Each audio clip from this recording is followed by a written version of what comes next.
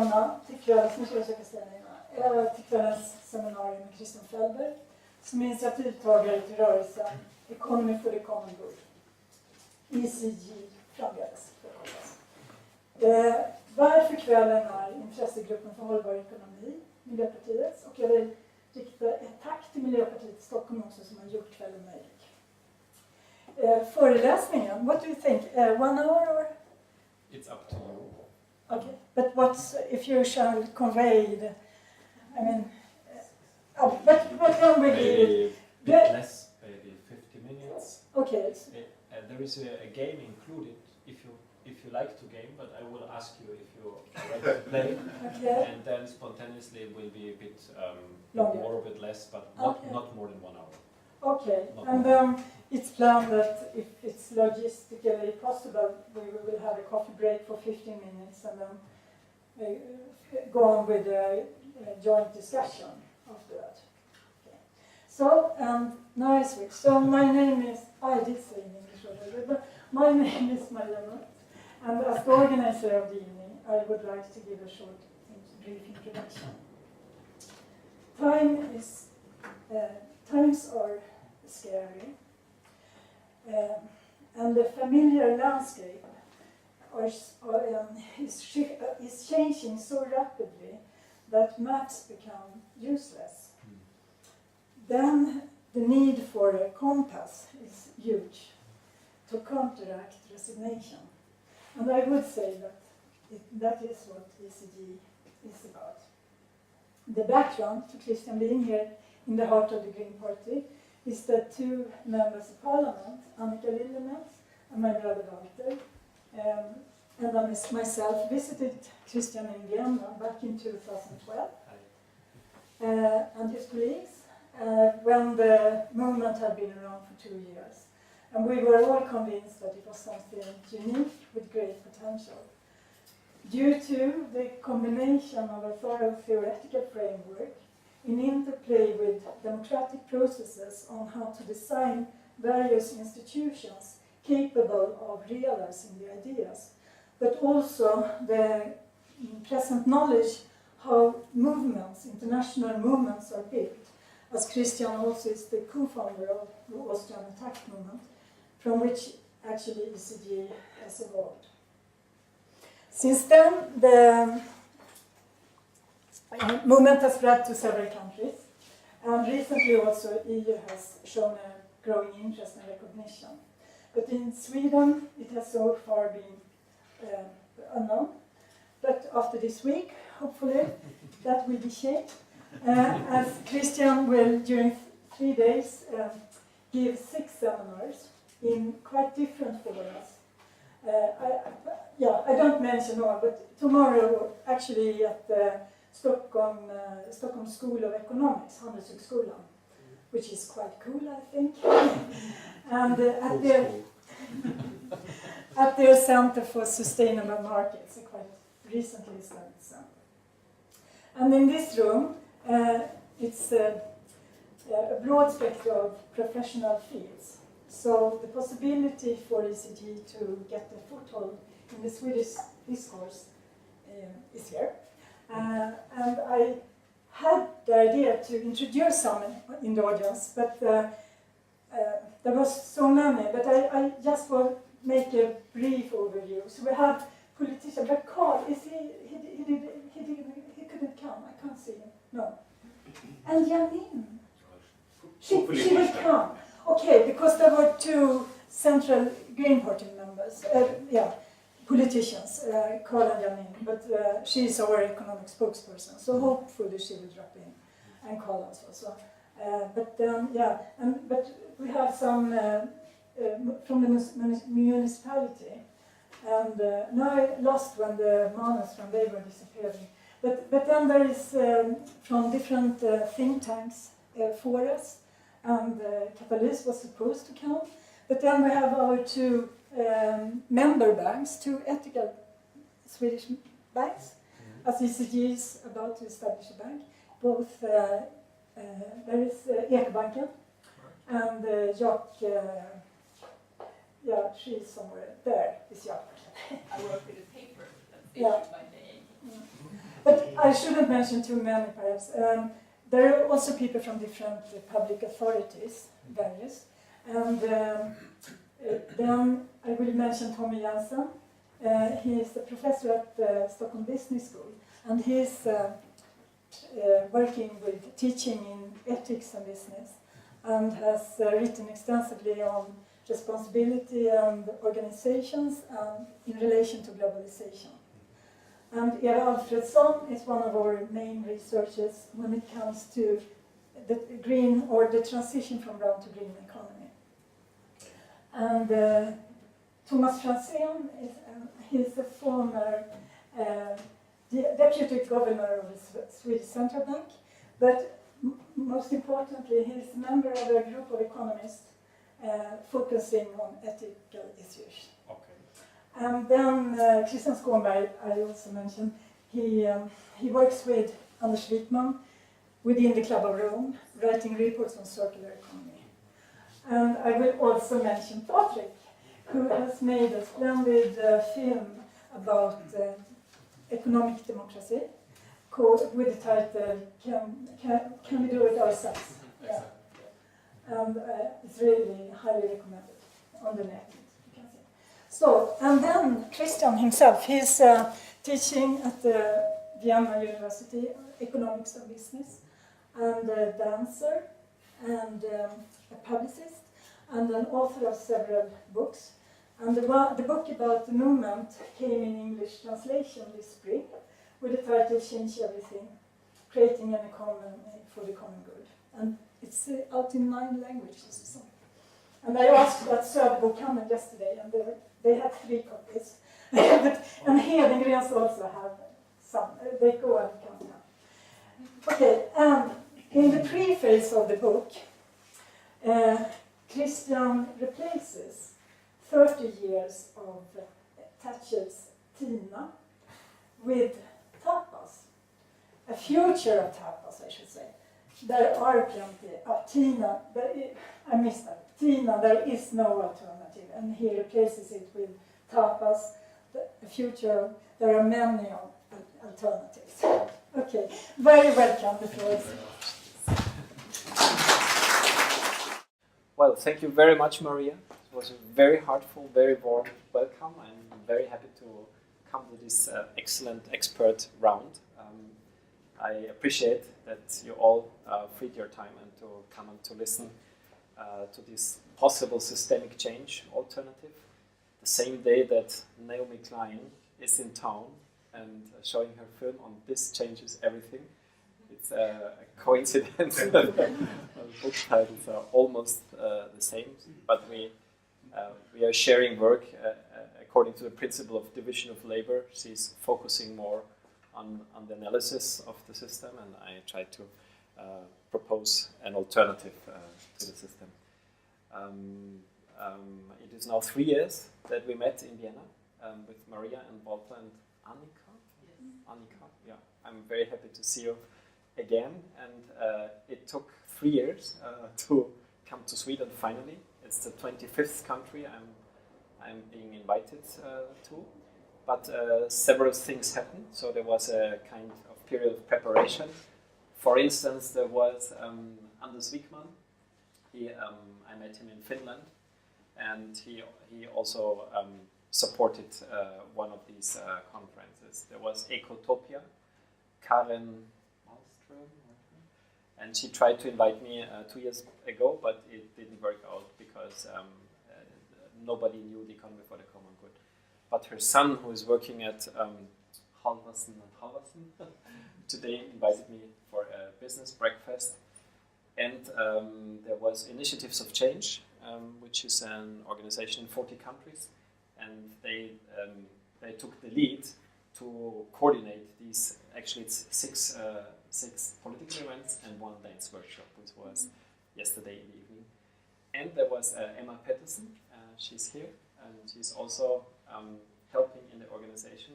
And she did the first common good balance sheet with a Swedish company. So there is a first practice of the implementation of this model in your country. And maybe in the debate we can also include Emma and ask her how this might work with private, public, or collective companies.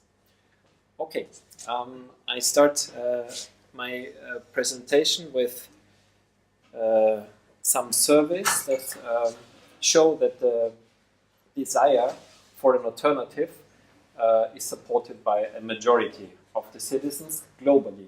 This is the first one. Shall I step here? Is it better for you to see the slides? Maybe I step here. Yeah. Between 70 and 80 and more than 80% of the citizens say, according to an Accenture, a consumer study with 40,000 consumers, it's very representative and reliable, that the present model is not anymore at the service of the planet and the society as a whole. More precise study in Germany and Austria is more surprising even. It's by the Bertelsmann Foundation, which is at the heart of the establishment in Germany. And they found out that almost 90% of the Germans desire a new economic order. Already in these literal terms, I deem it quite surprising. And in Austria, it's even 90%. So this maybe the surprising aspect is that you would never find it in the Frankfurter Allgemeine Zeitung or the Süddeutsche Zeitung or Die Zeit or the Neue Zürcher Zeitung, but people are already ready. And the question is if there are, well, maybe I jump over the reasons because you know that why people are not satisfied with it. Maybe just one out of the many reasons. Most of the economists and politicians keep staring at the GDP. And if the GDP doesn't grow, they get depressed. And some even get depressed if it grows by 1% per year. But if it continued to grow by 1% per year over the next 1,000 years, then in 1,000 years, GDP would be 21,000 times bigger than today. And could you imagine that? And would you think that we would be 21,000 times happier or healthier or wiser or better off? Nobody would believe that. Still, GDP is the first goal of the economic policy.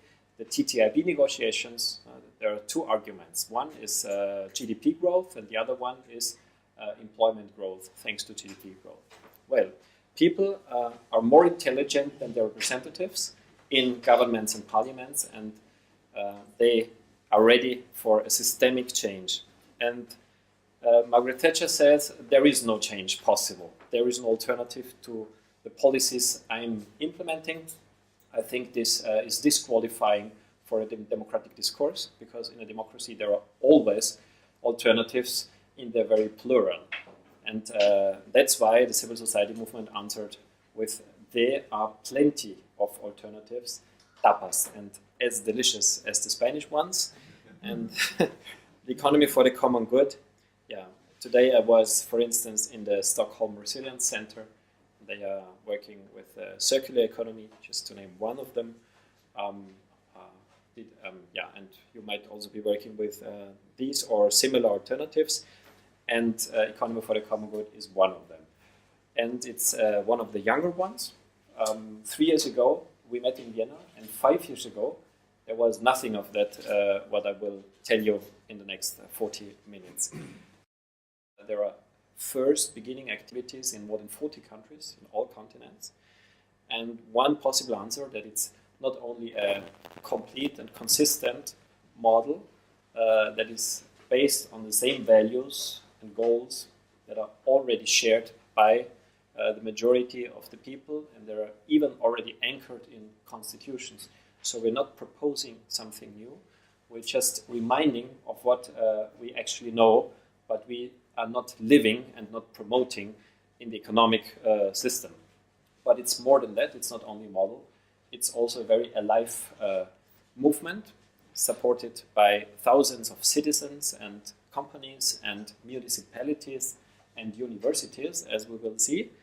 And thirdly, it's we also developed a process of implementation.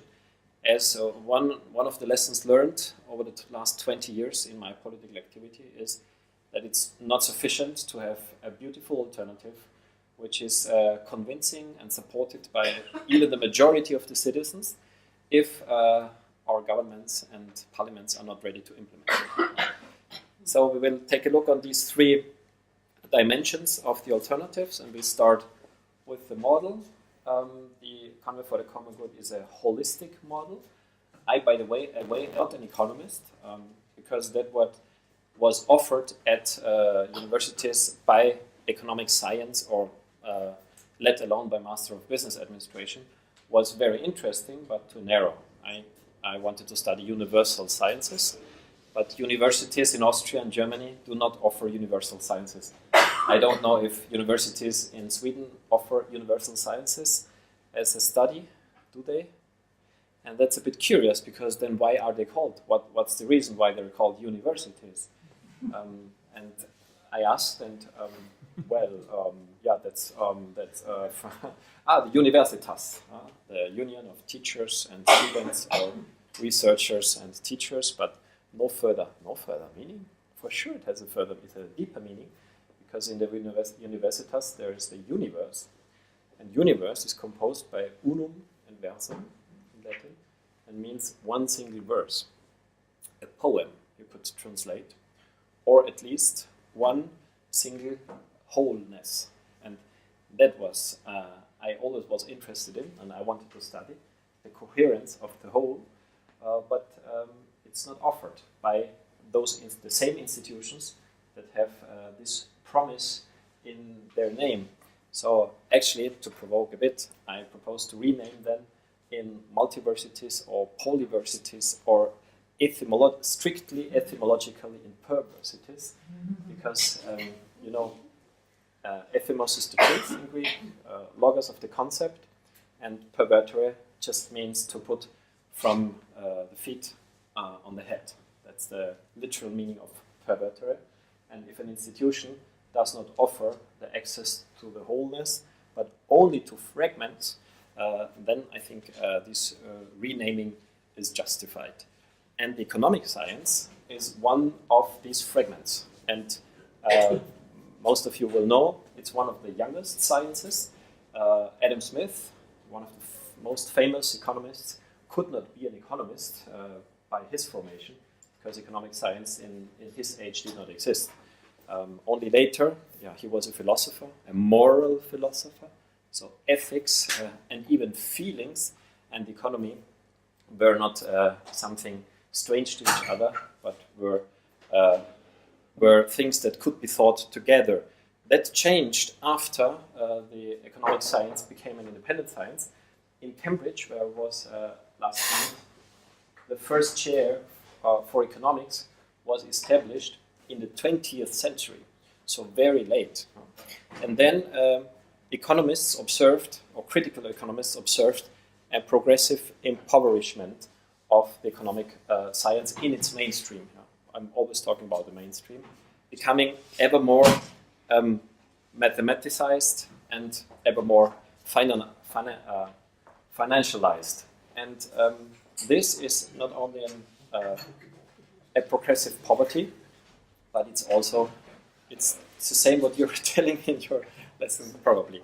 It's also dangerous for society. And maybe just one, as I just learned that here we have a professor from the Stockholm Business School. Not an economist. Not an economist. Don't be afraid. No, I'm not. But there was to the London School of Economics, there was offered a chair of business ethics in the 1990s, and the famous London School of Economics denied, with the argument that they wouldn't know what the one aspect would have to do with the other, talking about business ethics. And then the London School of Economics accepted this chair. But it's, I think, a very important anecdote to understand how far the separation of the economic science and its broader context, ethics, feelings, democracy, society, environment, can occur. And that's very dangerous. And the climax of this impoverishment is that money and finance is regarded as the goal of the economy. And in a holistic view, we have a different view on that. Money should just be the means. Capital is the means, but not the goal. The goal shall be the common good. And this, in the first moment, was just an intuition. Only an intuition, without any science, without any reading in books. But then, reading different sources, I found the very same in a series of constitutions. Starting, I grew up in Salzburg, next to Bavaria.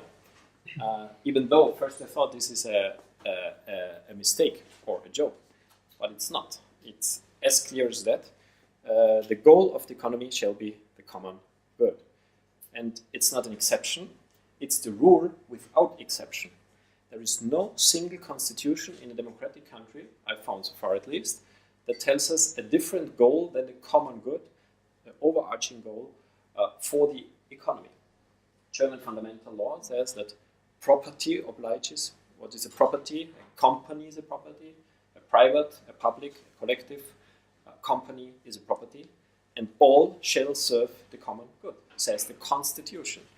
And this does not mean that capital is a bad thing. No, it's just not the goal. It's the means. Money is the means, as simple as that. And we already would know this from the ancient Greeks, if we knew them, and if students of economics read the ancient Greeks. But in some faculties of economics, Aristotle, this is Aristotle, is not taught because he was not an economist. And if Adam Smith wasn't, Aristotle couldn't have been either. But he distinguished very sharply two different types of the economy. Oikonomia is a way to practice the economy where money is just a means to serve the proper goal, and the proper goal is the good life. Same as in the indigenous philosophy in Latin America, el buen vivir is the highest value of the human communities. But if this relationship turned upside down, was perverted, and the striving for money turned into the goal of the economic activity, then he deemed that as anti-natural and called it krematistike. And krematistike is a perfect synonym for capitalism, as the ism in the ending already tells us. The increase of capital is the goal, and everything else is at best a side effect. And oikonomia is a synonym for economy for the common good. Common good is the goal, and money is just a means. Sometimes I illustrate this relationship with this kind of figure, and here the economy is on its head, but we're able to put it back on its feet. Is this relevant? Maybe you think this is a bit sophisticated, but I think it's absolutely relevant at the moment of measuring success in the economy. How do we measure success in the economy today? We measure success on all levels of the economy with monetary indicators. And what they have together is that the unit of measurement is money. And my two key questions are, is money the goal of the economy? Our constitutions say clearly no. Money is just the means. And the second question is the more important one. Is it reasonable? Is it methodologically correct to measure success alongside the goals and their accumulation? Or is it more reasonable and more correct to measure success alongside the goals and their achievement? And I don't know any single project in the whole world where the project drivers, initiators, or managers tried to measure its success alongside the means. The success is always measured alongside the achievement of the goal. So there is a conflict, there is a contradiction between what constitutions tell us and how we are practicing success measurement in the economy. And as our movement is not a dogmatic movement, but a democratic movement, we propose that we clarify that confusion and let the sovereign citizens decide. If the sovereign citizens decide that money and the increase of capital shall be the overarching goal of the economy, well, then we can continue with this practice, but we ought to change our constitutions to be coherent. If, on the contrary, people agreed with the constitutions, saying overarching goal is the common good, and capital is just a means, then we ought to change the way we measure success in the economy and align it with the constitutional goal that now is confirmed democratically by the citizens. Good message, a common good product already exists. You probably have heard about the Better Life Index by the OECD. You probably have heard about the Happy Planet Index by the New Economics Foundation in London. You very probably have heard about the gross national happiness in the tiny state of Bhutan. They're asking thousands of households every 2 years on all aspects of life quality. How are you? Your mental health, your physical health in comparison to last year. Will your children be once better off than you? Do you trust your neighbors or a person that comes along the street? How are the animals, the trees in the forest, the fish in the river? Can you take a swim in the river without a health risk? Can you drink the water in the river without a health risk? You know, all aspects of life quality. Our proposal is not to make copy and paste from the Bhutan, but together as free and sovereign citizens in our villages, municipalities, and compose in a democratic effort the maybe 20 most relevant ingredients of life quality and compose this way the first local common good index and afterwards in a process of synthesis the common good product. Value or goal that really counts. Less unemployment, less exclusion and poverty, less inequality between men and women, healthier environment, more democracy, less war, something that really matters. And the second reliable relationship would be between the success of a single company and the society as a whole. Today, we cannot be sure about that because today a company can be financially profitable and at the same time doing good to everybody and every being. That's possible. But it's equally possible that a company has a huge financial profit and lays off thousands of employees, increases the working pressure, leading to more burnout and mobbing, discriminates against women, boosts inequality, undermines democracy, and destroys the environment. It's perfectly possible as well. In the economy for the common good, a company can only be successful if it makes the society more successful at the same time. You remember, this is the dream of Adam Smith. He was dreaming that the simple fact of private initiative and private companies and free markets will lead to the common good automatically, he wrote. But there was a common good officer that was in charge of providing the common good out of the free enterprise and initiative. It was the invisible hand. Today we know that the invisible hand does not exist. So the economy for the common good proposes to put in charge an existing common good officer, a visible hand, and here is the visible hand. The visible hand is the common good balance sheet. And the common good balance sheet is what it's doing. If you see the horizontal orange line, there you see 5 fundamental values that are probably very familiar to you. We did not invent them, we just found them in constitutions of democratic countries. These are the most frequent democratic and constitutional values. And our innovation is just to propose that we take them seriously in the economy and ask all companies to which degree they live and promote these values towards all their stakeholders. And in the intersections, we developed 17, in order not to overcharge companies, 17 common good indicators from the meaning of a product to the democratic participation of the society. And in the first stage, the balance sheet makes the ethical achievements of a company, you also could call them the constitutional fidelity, visible and distinguishable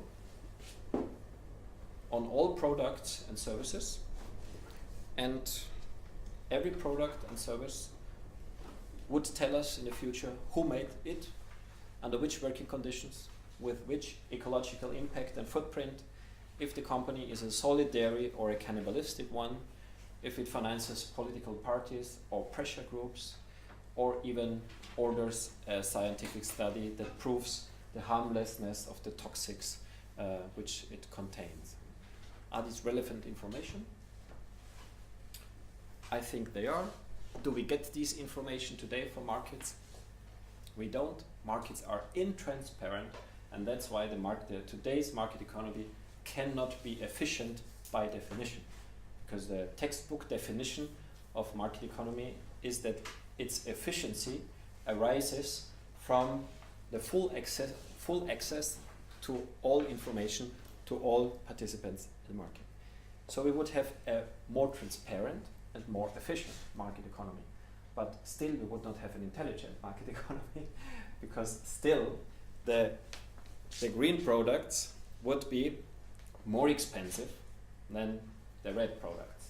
The unethical products that violence against the spirit of the Constitution would have a competitive advantage still. And the fairest and most sustainable and most ethical companies and products would have a disadvantage still. This is an anti-ethical market economy in all modesty, and an ethical market economy would be the other way around. But then we would have to design it more intelligently than we are designing it today. And there is a solution.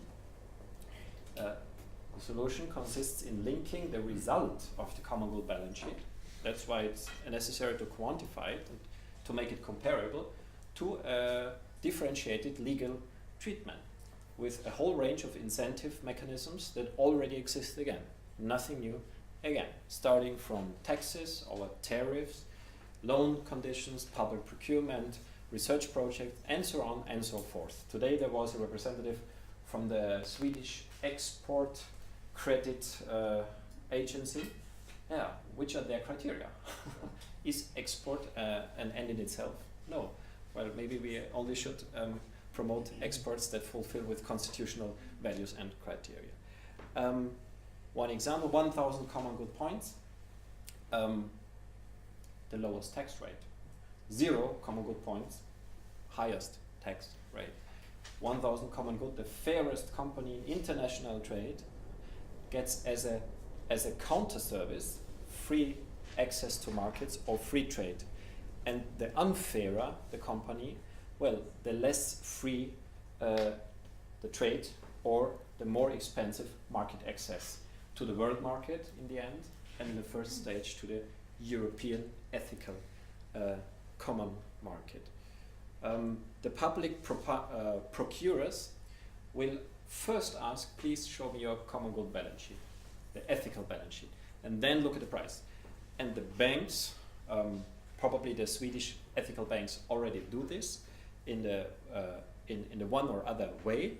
The Bank for the Common Good, which we are founding in Austria, there is no fully ethical bank so far, will first ask for the ethical balance sheet or make an ethical creditworthiness assessment.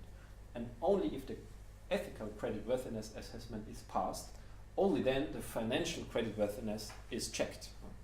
It's today we regard an investment with a high financial return on investment as successful. And if the financial return on investment is a double-digit return on investment, then we regard it as extraordinarily successful.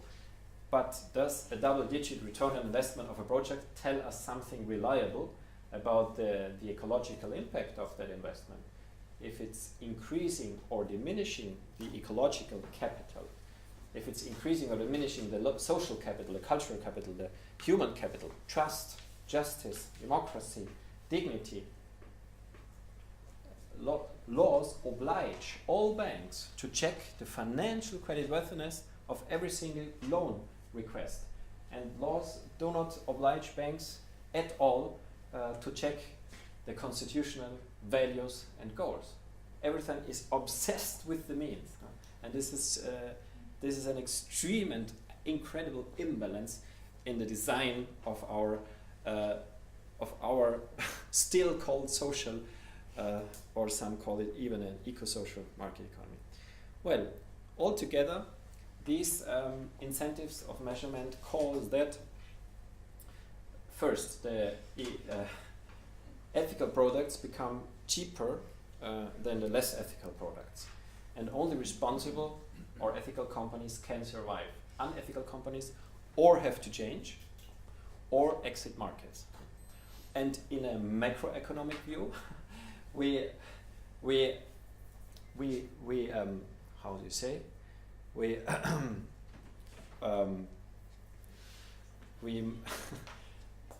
I don't find the word now. We use these screws until we achieve all sustainable development goals of the United Nations. This is the microeconomic view and the macroeconomic view. We propose to let the sovereign citizens decide the fundament of the economic order, and then the representatives can make the laws on the basis of the decisions of the sovereign people. I studied political science, amongst others, and actually in my studies we never talked about the democracy of tomorrow. Democracy is something given. That is democracy. And it's with representation in parliaments and government, that is it. And 10 years after finishing my studies, I tried to remember which one is the core principle of democracy. And I remembered that it's the principle of sovereignty. That's what I remember. And then I tried to remember if I knew the meaning, the etymological meaning of sovereignty. I had no idea. Then does anybody have an idea from which Latin word the word sovereignty derives from? No. Isn't it curious? Sovereignty is maybe the core principle of democracy, and we don't know where it comes from. It comes from me neither, and I studied that. It comes from the Latin word superanus, and superanus means literally to stand above all. Stand above all. Well, okay. We know in a monarchy, the king is the sovereign instance and stands above all. In a democracy, we know that the people are the sovereign instance and stand above all. But did we ever feel this? Did you ever feel that the people stand above all? I tried to feel it in my whole body, and the consequence was that a picture emerged, and the picture is that if we really stand above all, then we would stand above the constitution, above the parliament, above the government, and above every single law, and in any moment we can change any of them, thanks to a series of sovereign rights, collective sovereign rights, not individual fundamental rights. We have them, and I'm deeply thankful for that, but additionally collective sovereign rights, like for instance elect or revoke a government, to stop a law that is intended by the parliament, or pass our own law, to mandate negotiations of an international agreement, or to vote on the result negotiated of the TTIP, for instance. To issue money, for instance, it was a royal right. Now, the sovereign does not enjoy this right to issue money. But first and foremost, these are just thoughts for food for thought. The first and foremost sovereign right shall be to write the constitution, because the constitution is the highest document in democracy, and who, if not the highest instance, shall have the exclusive right to write, adopt, and change the constitution? Why is that so important? I think that it is so important because the Constitution regulates the competences and the power of our representatives, Parliament and government. And if Parliament and the government write the Constitution or the Fundamental Treaty of the European Union, for instance, then they give themselves the whole power and no power to the people. That's what's happening now. You know, the TTIP negotiations. Who mandated the TTIP negotiations? The first instance, second instance, third instance. The fourth instance, European Council, was not elected directly by nobody, but mandated the negotiations for the TTIP. The assumed highest instance is rebelling. 3 million signatures, 3 times more than necessary, asking for withdrawing this mandate. And who says that we are not allowed to ask that? The fourth instance, the European Commission. European Commission has the power to decide that the will of the highest instance is illegal. You are not allowed to ask the withdrawal of the decision of another fourth instance. It's totally upside, it's totally perverted today. But who decided this in the Constitution? Our representatives. People were not even allowed to vote on the Lisbon Treaty, which is the fundamental treaty of the European Union. This is the bigger picture.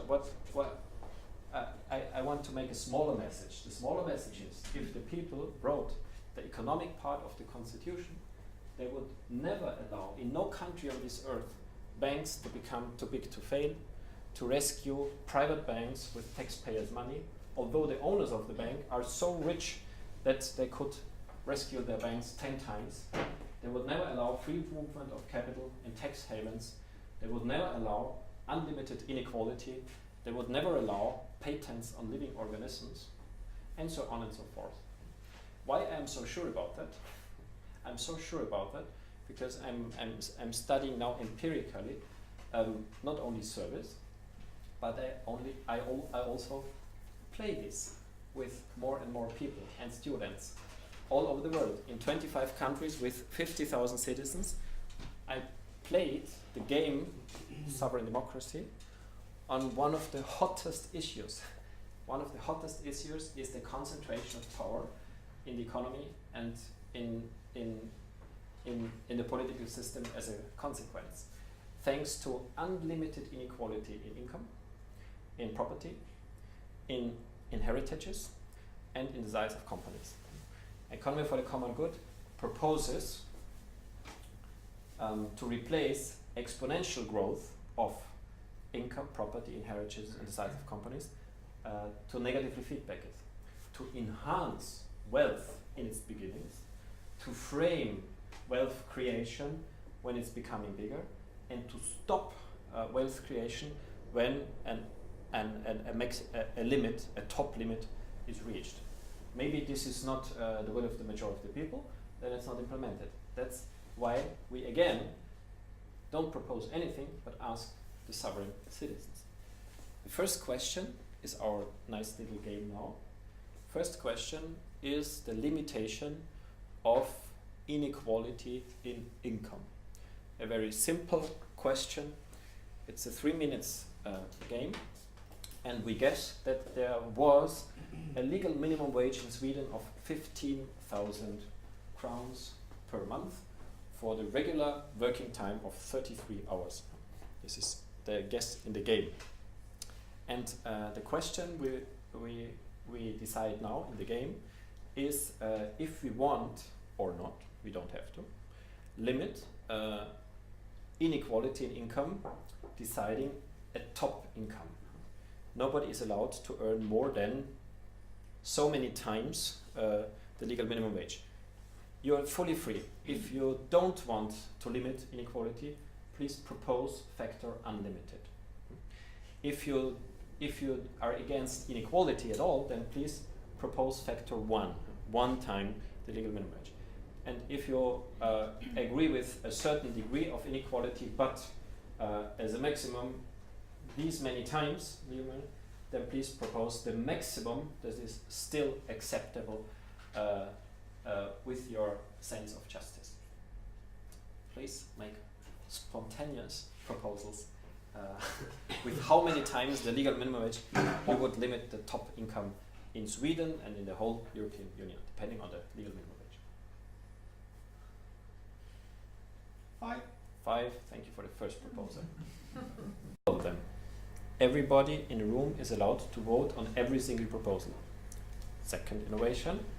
We do not measure the affirmation, because there could come a PR company and make a pro campaign for one proposal and be more powerful than everybody else. No, we vote the resistance against every single proposal, and that proposal that meets and generates the least resistance in the room will be the winner and be part of the sovereign economic constitution of tomorrow.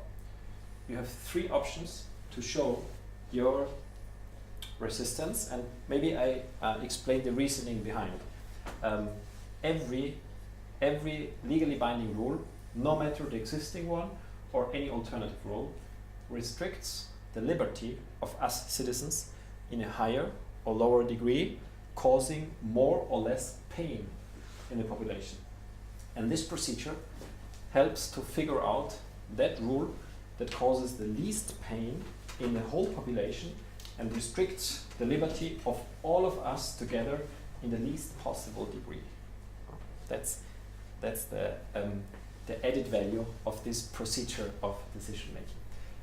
You have 3 options. This is the simple version, because in a real democratic assembly, you have a whole year. You meet every 2 months, and you decide on the questions. You decide on the procedure. That's the first option. You listen to the proposal, you listen to your heart, you listen if there is pain. If there is no pain, there is no energy for resistance, and you do not raise an arm. Second option, you listen to the proposal. I'm not very, there is some pain, you raise 1 arm. Third option, there is a strong pain, lots of energy for resistance, you raise 2 arms. Got it? Yeah? Okay, we vote from the lowest to the highest. First proposal. The highest income in Sweden and the European Union may be up to 3 times the legal minimum wage as a maximum. Please show your pain and resistance against this proposal. I start counting. 1, 2, 3, 4, 5, 6, 7, 8, 9, 10, 11, 12, 13, 14. 14, you remember. Second proposal. Highest income may be up to 4 times the legal minimum wage. Please show your pain and resistance against factor 4. Now I start here. 1, 2, 3, 4, 5, 6, 7, 8. Third proposal, the highest income may be up to 5 times the legal minimum wage. Please show your pain and resistance against factor 5.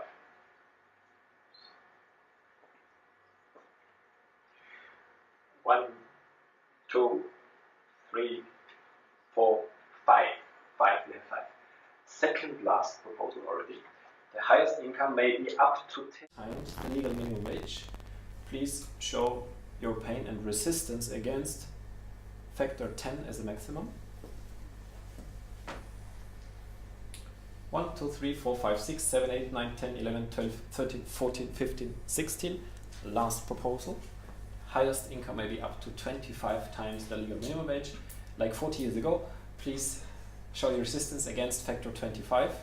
Can I betray my own suggestion? Yes, of course. 1, 2, 3, 4, 5, 6, 7, 8, 9, 10, 11, Rosalie, Advocatus Diaboli, 12, 13, 14, 15, 16, almost 30. Which proposal is the winner? 5. Yeah, we have a clear way from 14 down and 3 down to 5 votes of resistance with factor 5, and then going up to 30 again with 25. So very clear result. I did this voting now for 4 times in Sweden, and 3 times factor 5 was the winner. 3 times. Sorry? What was the others? The other one was at Halverson and Halverson breakfast, and it was, yeah, it's important. It was factor 20. factor 20 was the winner. So, some questions. How long did the sovereign citizens take to take this decision? Now, at the game. How long did we take to take this decision? How long did it take us to take this decision? Sorry. 5 minutes. 5 minutes. Yeah. And how long does it take our parliament to take this decision?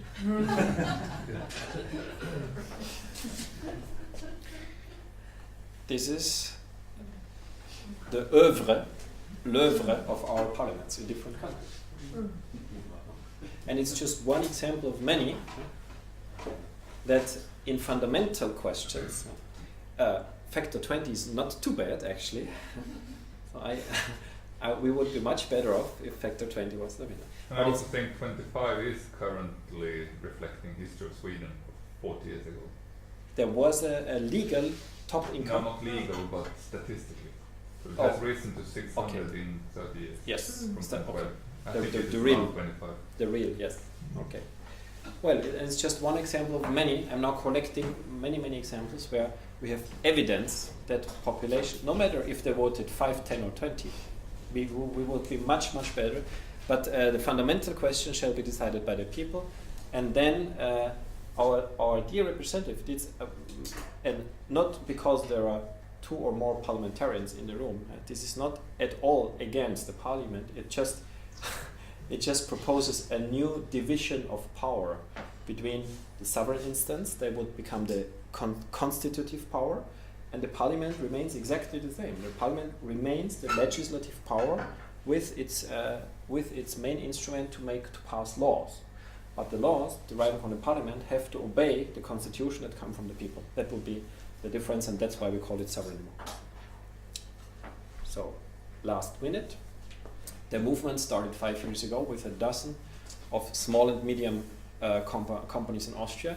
And what was their pain? This was their pain. Why are we punished by markets and by politicians who designed the markets this way? Why are we punished for being more ethical than our, if you want so, competitors? That was the beginning. Today there are 1,898, so 1,900 from more than 40 countries, and 300 of them have implemented a common good balance sheet, 1 in Sweden. The biggest companies so far are companies with a couple of thousands of employees, and this one we brought into the Financial Times. There are public companies like universities, and they have implemented the balance sheet and appointed a common good officer. So there is a visible hand in this institution. The movement has created 17 legal associations and is going to found an international confederation of these associations. If you know somebody who can help us with founding an international confederation, you're welcome to help us. From Austria to the south of America, the youngest one is in Chile, and yes, in the UK we already had a first event in the parliament. We are collaborating with parliaments and governments on all levels. This is also very important. The fact that we strive for sovereign democracy does not mean at all that we do not cooperate with the existing governments and parliaments of today. We collaborate with all existing institutions of this real society. The upper sign says Common Good Municipality, and it's a Spanish village next to Salamanca. This is, for instance, the regional parliament of the north of Italy, and they decided to promote companies with a good common balance sheet result, and also municipalities that turn into common good municipalities. Here's already the European Parliament. It was not the Parliament, but the European Economic and Social Committee, which is a body of 350 members, but very close to the civil society. There are employer organizations, employee organizations, farmer representatives, consumer organizations, and social organizations, and they can make opinions. They cannot pass laws. They cannot initiate laws. The Commission has the monopoly to initiate laws, but they can require the Commission to start a law with opinions. and they made an opinion on the economy for the common good. They started in February, and they voted on it in September. And guess what was the result? And 86% of the members of the Economic and Social Committee voted in favor of literally including the economy for the common good in the legal framework of the European Union and its member states. You can find a 10 pages document in Swedish, English on the website of the European Economic and Social Committee. And this was already the next invitation to, the first invitation to the European Parliament. The second invitation to the European Parliament will be on 10th of December, and we already have affirmations from members from the Green Party, from the Social Democrats, and from the Conservative Party. So we are beyond parties, and we collaborate with parties that are ready to collaborate. This is the strategy. We consider ourselves as a bottom-up process, and every individual person can collaborate becoming a member of one of these associations or founding a local group. Very probably in Sweden there will be founded a first local group in the next weeks or month, and you will warmly welcome to participate. Every company can do the balance sheet, every community can turn into common good municipality, and every university or school can contribute in different ways. Maybe a last information. Actually can say it here in this way. In the Spanish region of Valencia, the Greens are now in the government, and they are very, very fond of the economy for the common good, and they have implemented a growing range of measures, and one of them is that at the University of Valencia there will be established a chair, economy for the common good, next year. This is a very nice achievement, and the University of Barcelona has already applied a UNESCO chair, economy for the common good, at the UNESCO in Paris. It will be decided in April in Paris. All right, thank you very much for your attention.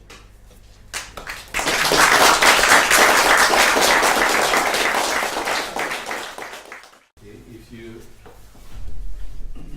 teach economics, then you should always underline that the economy is not the master of human beings. On the contrary, the economy is there for human beings, and economic science is really dealing with the question: how do we organize the world so it is in accordance with our preferences, our views.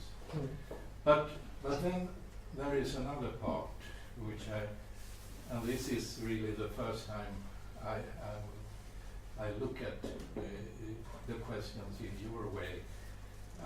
Let's assume that we decide that the maximum wage should be 5 times the minimum wage.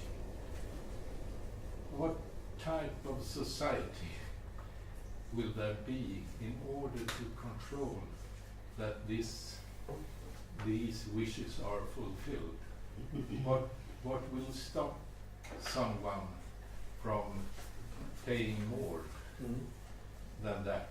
And what kind of control system? And do you think that there is if we have different views, when is that not a value in itself, to leave some room for people to deviate from our views? For sure. Going step by step. First, introducing a different view in economic science. Maybe the Valencia example is a good model, and you could try to establish a chair of alternative economics. Doesn't have to be economy for the common good, but maybe alternative economics, such as circular economy, degrowth economy, and economy for the common good at London School of Economics, for instance. Just referring to a first remark. to your question, first answer, it's up to the parliament to make a law out of the constitutional will. Parliament could consider we make it via taxes. Any private company can pay as much as it wants to its owners, but when the net income reaches 5 times the legal minimum wage, then the tax rises up to 100%. It's a quite conventional way to implement. The right to deviate, of course, we try to be a society as tolerant as possible and to give as much freedom as possible.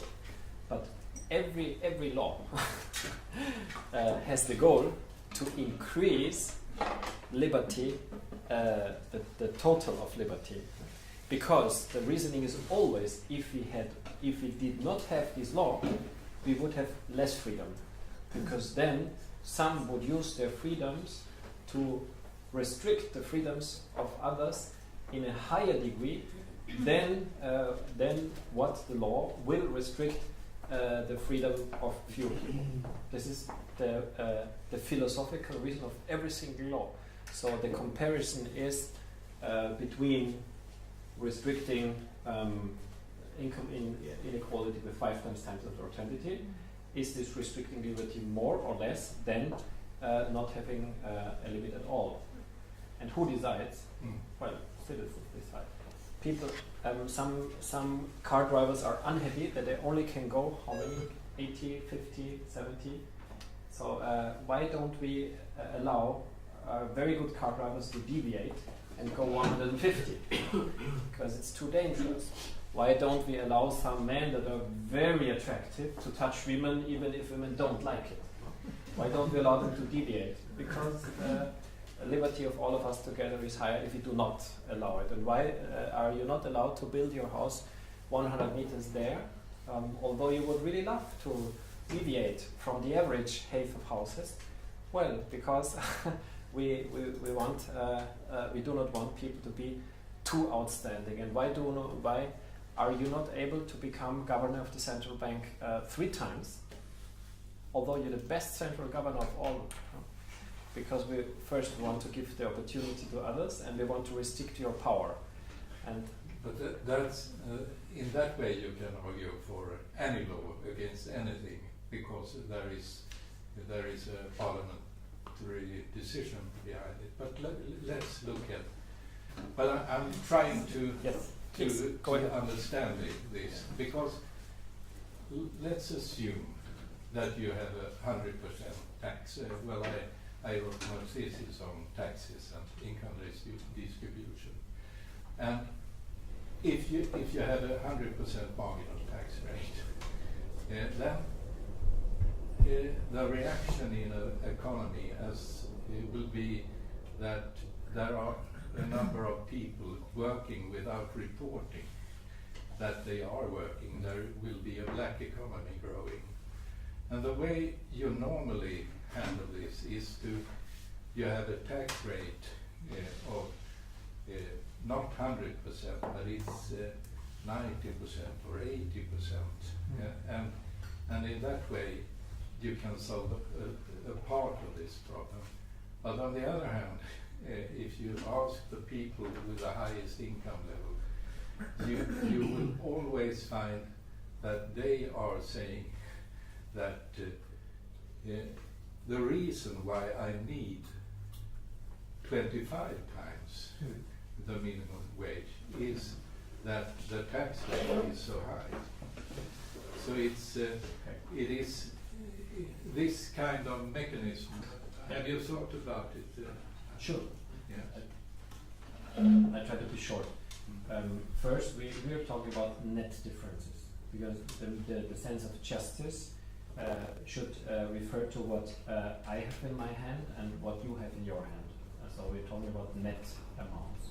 Second, if somebody has a really convincing argument that 5 is too small and it shall be 25, then 25 will win, I'm very sure. because he will have she will have very strong arguments for this. Third, if you're just afraid that if it's in the end 5 or 10 will be sides, how do you say? Black economy. Yes, or black economy. Well, this argument is again with every law, and this argument is against labor regulations, is against social security regulations, is against taxing, against environmental regulation. But in this case, I'm not afraid at all, because where are salaries or incomes paid higher than 5 times or 10 times? Actually, 5 times would not win. I think 10 times would win. But where do people get higher than 10 times? In big corporations. And in big corporations, you cannot hide the salary of the CEO, or you cannot hide the salary of a manager. I think it's not so easy, and the possibility to break a law shall never, to sidebar a law shall never be a reason against a law. At the moment, companies are sidebarring laws in tax havens, no? But lawmaker would have the possibility to stop it easily if they want to, with, for instance, a register for financial assets. We already have a register for real estate assets for 2 reasons. One, a register for real estate assets registers what belongs to whom. It protects the right to private property. On the other hand, it's the basis for taxation. So it has 2 sides of the medal. For financial assets, we do not have this register. And we could ask for creating this register to all countries in order to know what belongs to whom, every financial asset, and to be able to tax financial assets. And then the next step could be those countries who deny to participate in the creation of a global financial assets register do not enjoy free movement of capital anymore. They have a tax on the movement of capital or on the trade as an incentive to cooperate, because the free movement of capital and free trade shall be a reward of cooperation. That's at least a new view of things that is spreading. And this would be my answer to the question. Tommy?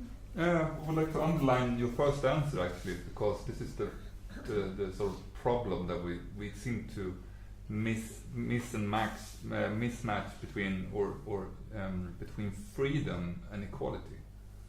And in political philosophy, historically, Italian political philosopher Bobbio, he shows that communitarianism and liberalism and even socialism 150 or 200 years ago all agreed that freedom is not to be allowed to be on the expense of others. So we tend to think about freedom and individual differences as we all start at the same line and we run 100 meters. But we never start on the same line. We have different startups. I think that is interesting, really interesting when it comes to political questions. Because all 3 seem to share this common denominator. So freedom does not. What you're saying is freedom cannot come at the expense of equality. So freedom has to be restricted within equality. Or maybe I misinterpret you, but that is how I would like to interpret you. I would let it put in my words. The goal is to secure the equal freedom of everybody. That's the goal. Yeah. Because equality, as for rights and liberties, is an end in itself. Why? Because it's an expression of the highest value of all, which is human dignity. And human dignity means that all humans have the same value. And as we have the same value, we have equal rights. This is the core of the meaning of equality in politics. We have equal rights and equal liberties. If we allow unlimited inequality, then we do not enjoy the same opportunities, liberties and rights anymore. So the measure of limiting inequality aims at assuring the same rights, the same liberties and the same opportunities for all. But of course it is misinterpreted by those who would lose a bit this is against liberty. And no, it's to assure the same, the equal freedoms of all.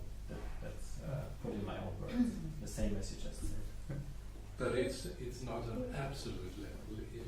It must be a degree. Yes, the absolute level would be: we abolish inequality, we abolish private property, we abolish free enterprise, or we against free markets. But it's not the case. We are in favor of markets, in favor of private public, in favor of allowing inequality. Exactly. It's a relative question. Yeah. Very fascinating by your presentation, and certainly read the book. Yes, I mean, for me this is all quite easy. I agree with the ideas and have been working on the concept of green economy, which is fairly simple, similar. I mean, the economy needs, what we desperately need is an economy which serves a sustainable development, which actually have incentives to realize a sustainable development. But I have 3 questions, and that is, what are the main obstacles for this to be realized? I mean, from where I work, I mean, one of the main arguments is always that, international competitiveness is an obstacle. So, how do you look at that? And then I have also how controversial is the actual matrix?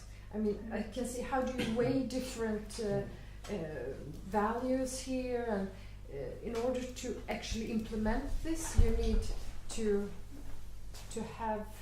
It's quite important that this matrix is agreed on by all using it, as it is the basis for the tax system. Sure. And finally, where in this work do you find the most work in progress from your perspective? What do you want to develop within this? Yes. These were only 2 questions. Right? 3. Okay. The obstacles. The obstacles, and then how controversial this matrix is, and then work in progress. Yes, I start with the obstacles. Maybe 3 obstacles. One, the image of human beings, as it is presented in economic science, is deeply, and maybe it's not economic science, but it's social Darwinism.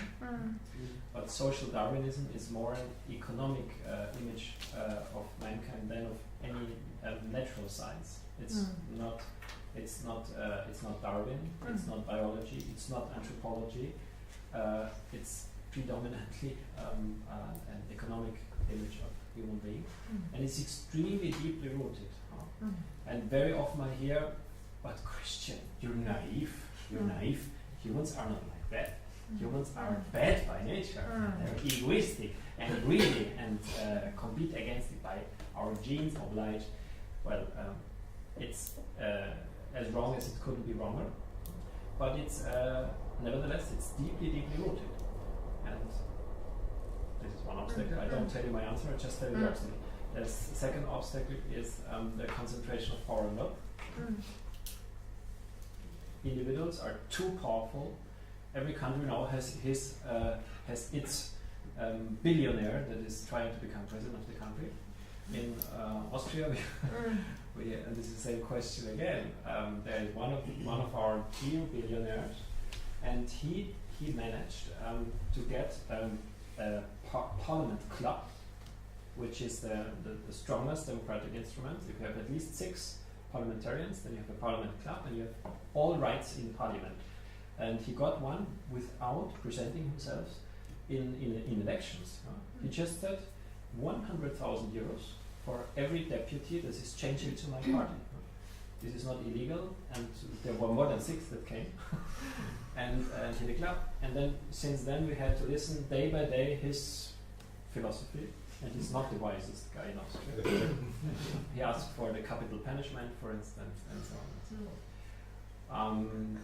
So, and he's an individual, no? And much more dangerous is corporate power. No? It was the Eidgenössische Technische Hochschule Zürich, University of Technical Science in Zurich, that figured out that among the 40,000 most powerful transnational corporations, it's only 147 that control 40% of the property of these corporations. This is an extreme danger. Also, the same. Now we go to the same argument. It's not against corporation. It's not against private property. It's just against the overconcentration of power and wealth. Because then all others don't have the same opportunity to political participation and influence. And the third, that we are captured in an exclusively indirect democracy. I'm not against indirect democracy at all. Parliament will remain, government will remain. Just I would enrich the exclusively indirect democracy by direct and sovereign democracy. I think these are the three major obstacles. There are 6 indicators enumerated, like Global Compact, which is nothing. Global Reporting Initiative, which is better. It is already mandatory in Sweden in all public companies, but it's still not very ambitious. and there's some others, ISO 26000 and OECD guidelines for companies. What is our proposal? There are now between 10 and 20 indicators with different strengths and weaknesses. Our proposal is, first we define the meta criteria. What shall these ethical balances fulfill? And these are our proposals. They shall be comprise all values, be holistic, measurable, comparable, comprehensive, understandable, mandatory, external audit, public, and have legal consequences. And the idea is that all standards that fulfill these requirements get into the next. Oh, it's a bit. This is not the first version. Get into the revised version, and then a fusion to one legally binding standard in the next revision. Exact analogy to the financial balance sheet, and then, not to enlarge too much, it could become the not only mandatory for the European ethical market, but also for international trade. The strategy against the competitive. The highest value is competition and counter-competitiveness. Whatever. Yeah. But it's in no constitution you will find competition as a constitutional value. So they're infringing and violating constitutional spirit all over and over again. More important are human rights. More important are solidarity, justice, sustainability, and democracy.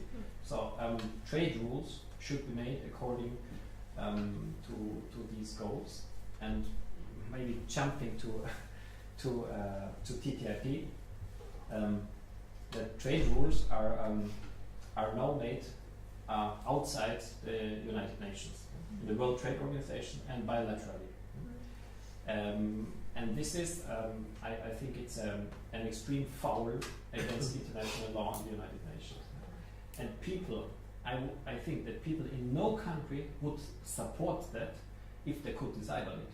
It's our governments who decided to make trade rules without reference to human rights, without reference to labor standards, without reference to international environmental agreements, without reference to climate protection or cultural diversity, and just to implement free trade.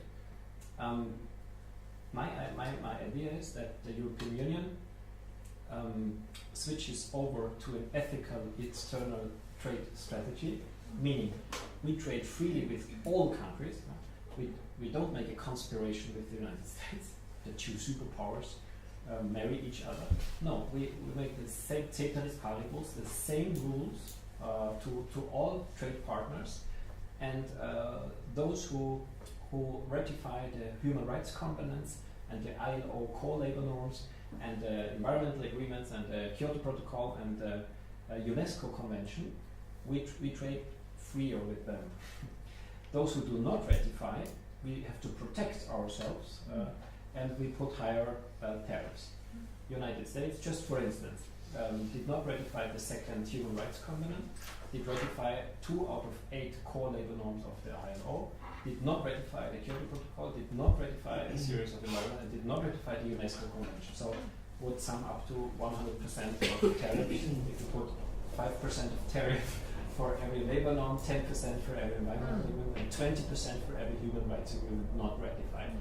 The effect, some say, well then USA would start a war against Europe. Yeah. I'm totally sure they would not. I'm totally sure because they would have too many. They need us as their most intimate friend. And what would happen?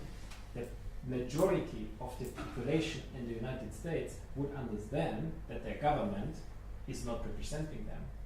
Is because the majority of the people of the United States would vote in favor of human rights and in favor of other agreements of international law. So they would ask their government to please ratify finally the Human Rights Covenant and then trade on an equal base and not on an unequal level. I know we need moderation. Thomas. Did Well, you ask a question? One of the most important aspects of economic development, I think, is the price on the future, and that is the way you value income in the future, for instance, or benefits in the future. And we have a financial system now with financial targets for companies aiming at a return on their equity of 15 to 20%, and the economy grows at 2-3%, and the inflation rate is close to 0, and the interest rates are very low. This means that we have underpriced the future. What kind of, and I'm writing about this from an economic policy viewpoint within a relatively traditional system, but not too traditional. What's your view on this? I saw some aspects of it in the presentation, but you didn't talk about it. Here. Well, you know the donut? Yes. Yes.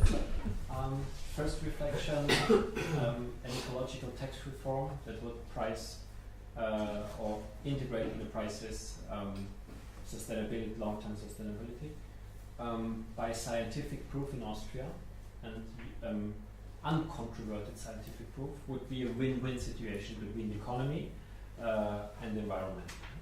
It is supported by a majority of citizens in Austria since 25 years and has no chance to be implemented. So just first remark. So second answer is we try to gain tens of thousands of companies that start on a voluntary base to implement the balance, and then we start to reward them for every step they make to protect the climate and the environment more consequently. So second step. Third step is going back to the regulatory system and to the ecological human rights. Make a clear decision, because the problem is so big and so urgent. There is one planet for all of us, and it gives us a huge gift every year in bioresources, and we could accept this gift, dividing it by all human beings living on this planet, and then we get a yearly ecological budget, or a yearly ecological budget, or a consumption right. And the consumption right is the ecological human right on the one side of the medal, and on the other side of the medal, it's the protection right for Pachamama, for our planet. So it's two flights with one side. And it would be the same, the equal right for all human beings, but how you use it, you're fully free. So it's a liberal approach. In exact analogy to the voting right. Today, everybody, no matter how intelligent and how important and how powerful, has one voting right. You could argue, I'm so important, I'm so intelligent, I'm so powerful, I need 5 voting rights or 10 voting rights. And it not so far back in history it was like this. Some had more voting rights than others. Today, no one would argue like this.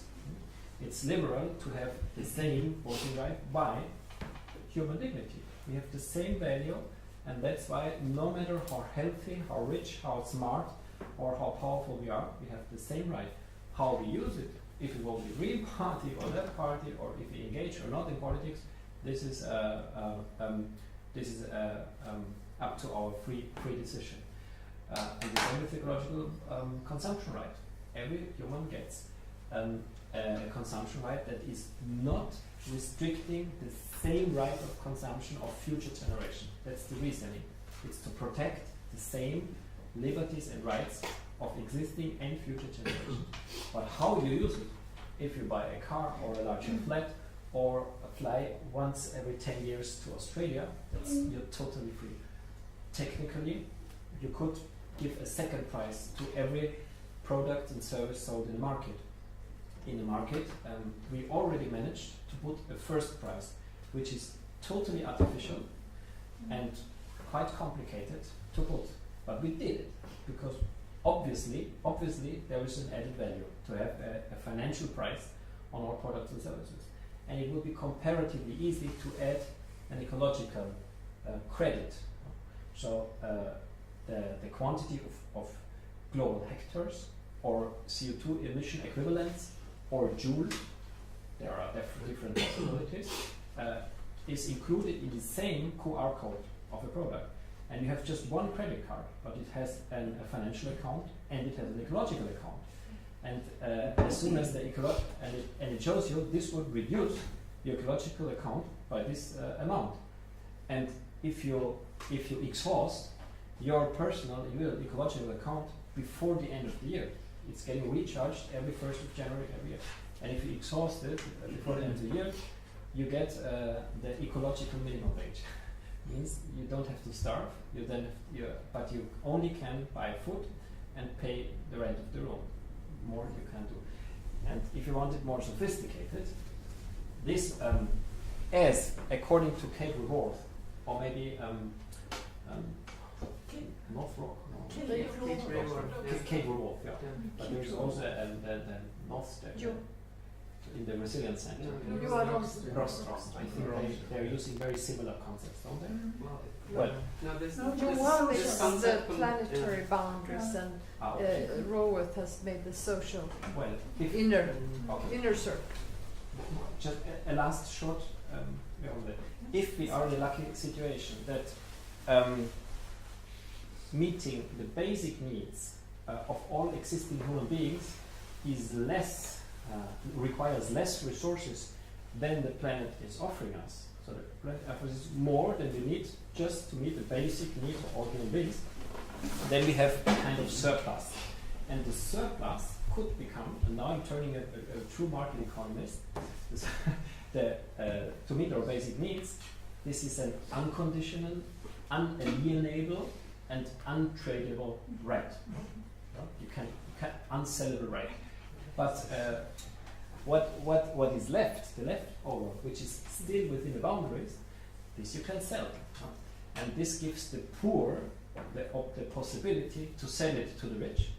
And the rich can maybe have a small car, and the poor have an income, or the frugal, how do we say,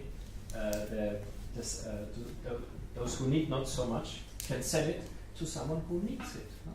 because we're different, and we want to give us the opportunity to deviate from the norm. Well, I think Svetlana, one last question. Oh, two more. I will start with a simpler argument to your question, because it is related to the right of consumption. If the minimum wage that we have has anything to do with the living wage, the wage that you can survive on a decent level, then multiple that number will inevitably use to unsustainable consumption. That's the only reliable indicator of unsustainable consumption, how much money we have, how much disponible income, the money to spend we do have. So it will be, if we earn 10 or 20 or 60 or 600 times, it is inevitably unsustainable and does not fit into the safe and just fate of humanity. That's the argument to me. That was not my question. You know, but you said how it should be regulated, and this has to be regulated within this safe and just. But then he could earn a billion, but just not be able to spend it on products, and then he could give it to others. I'm not saying that the income spread should be enormous, but I was just asking the way you control it, about how you do it in order to. Right, but if it's not. But my last question was concerned with the question: what is the interest rate in your market? But I'm asking the moderator now which Yeah. question I shall answer first. Because maybe now you. What's your question? But it's you need to control it extra if it's controversial. If we all agree that this is serious, then it's not controversial, so it controls more or less itself, like it's controlled right now. But my question is Yes. about the globalization, the global aspect of this, because this makes sense on a global level, more or less only. And you did relate to the Sustainable Development Goals. Yes. And for me, the Sustainable Development Goals is something that comes close to the world agreeing on what common good is for everyone. Do you think that it's a good level of ambition in the Sustainable Development Goals now? Yes. But they're just goals, and now how to achieve them. And the Common Goal Balance Sheet, for instance, is a very simple instrument to approach these goals. And if the whole international community does not agree quickly, European Union could start. All companies are welcome to access the European ethical market, but please show us your Common Goal Balance Sheet. And if it's excellent, you get free access. If moderate, you get a bit more expensive access, but still access. And if it's disastrous, you don't get access at all. No? And as for these global development goals, well, the 190 members of the United Nations are free to decide on measures to eliminate hunger. But how? It will be a slow process. I'm in favor of this process. I don't know if the next step is to create a global parliament. I don't know if this is the next step. But I think that the most necessary step is to democratize foreign policy by letting the people decide the rules that, or change the rules that already exist. Because we have rules in trade policy, in monetary policy, and in financial policy that keep destroying the planet. So the first and foremost step is to change the trade rules, monetary rules. One simple example, if you ask the people, do you prefer to stay with the dollar as the leading currency in the world, and all resources linked to the dollar and global debt linked to the dollar, or would you prefer a cooperative monetary system, as John Maynard Keynes already proposed this in 1944, which is putting equal all members of this union and not giving a privilege to anyone. I'm fully sure that in no country in the world, maybe not even in the United States, people would vote for the dollar regime. But our governments still remain with the dollar regime instead of starting this global cooperation, for instance, around the euro. Immediately, 50 countries would join, and it's just one example. The other example, which encouraged me most in the last months, was at Vienna University for Economics and Business. I thought that they are so brainwashed that they would ask for free trade, because some ethics is nice, but in the end we need free trade. And we measured resistance against free trade, TTIP, resistance was 90%. Alternative protectionism, trade is a bad thing. Resistance, 100%. Ethical trade. Trade is not an end in itself. It's just a means to achieve the Sustainable Development Goals, to achieve UN goals. Resistance remained at zero. Zero. It was a positive shock that my students, they're MBA students, had no resistance against the ethical conditions for trade. It was, and if they, then the whole population for sure would vote for a different trade regime within the United Nations, related to human rights, related to all other programs of the United Nations, fulfilling or helping to achieve the Sustainable Development Goals. A very short question. Thank you for the presentation. It was extremely interesting. I'm planning on reading the book. You mentioned during your talk that politicians get depressed if the economy doesn't grow. Some. It's still a very important concept, unfortunately, today. So I was wondering how are you able to convince them? How does the economy for the common good relate to growth or degrowth? Is it a degrowth economy? No, because degrowth is not a goal itself. As little as growth is a goal, GDP growth is a goal in itself. As little degrowth is a goal in itself. Growth is just a means to achieve the optimum size. I'm quoting Leopold Kohr. Leopold Kohr was the teacher of Ernst Friedrich Schumacher, who found that the Schumacher, if something is too big, like a bank that needs to be rescued in order not to cause a chain reaction, then the optimum strategy the strategy to reach the optimum size is degrowth, but not until zero, just until reaching the optimum size. And the teacher of Leopold Kohr was nature, because there is no single living organism that would not have an optimum size. Growth is a universal principle in life, but only until the optimal size of every living organism, every plant, every animal, every human being. We don't even need to look out of the window. We human beings grow until we are 18 or 16 something, and then we stop growing physically, at least. Okay. So, but the actual question, growth is worshipped. Why? Because we link it to employment and to welfare and to happiness and to whatever. And the answer is, well, if growth is just worship because it's associated with something else, why don't we look directly at this something else and forget if we get it with more or less GDP? It just does not matter if we have less or more GDP. And aiming for more GDP is as stupid as aiming for less GDP, because it's just looking apart from the goals.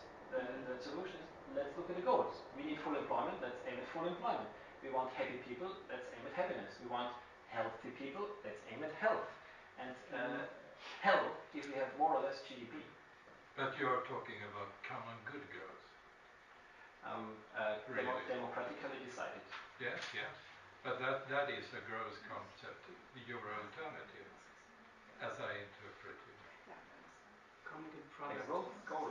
I would suggest that people. Well,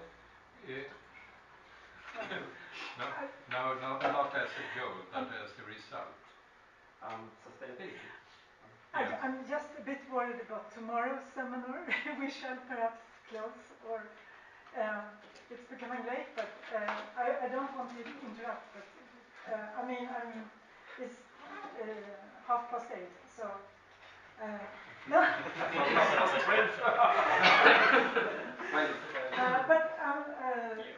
You decide, or we close. I just recommend that the School of Economics tomorrow will take that. But if you want to continue, but otherwise, but you can finish this question. Maybe just this little discussion.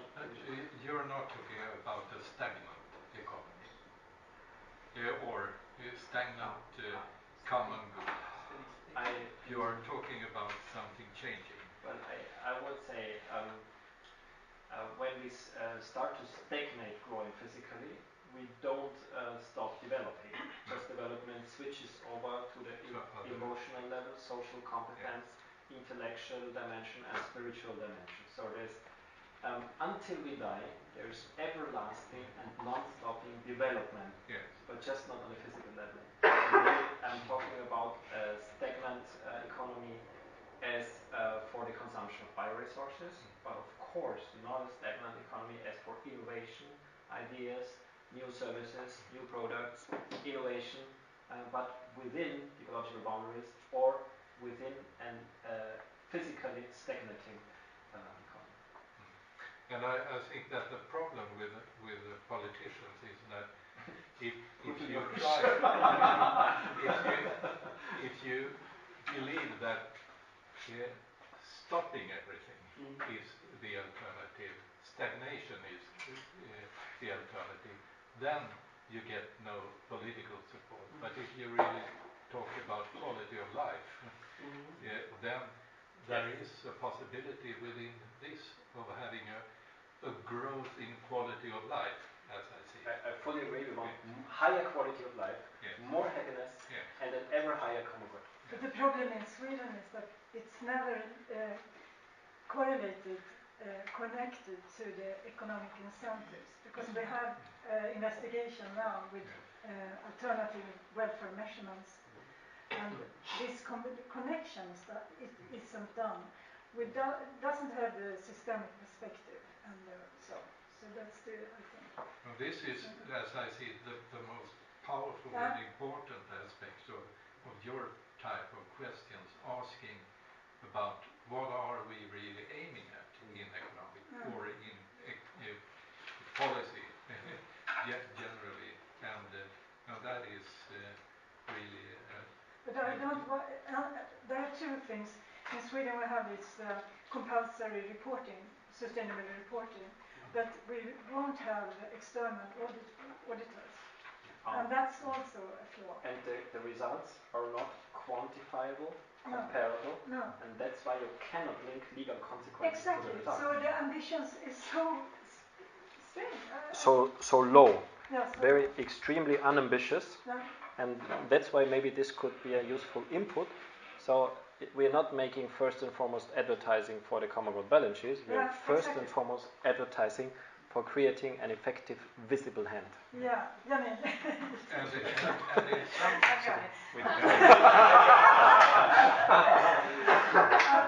Okay, thank you so much for coming and contributing, and thank you, Christian, for sharing your wisdom. And this is just a symbolic gift. Thank you very And much. I'm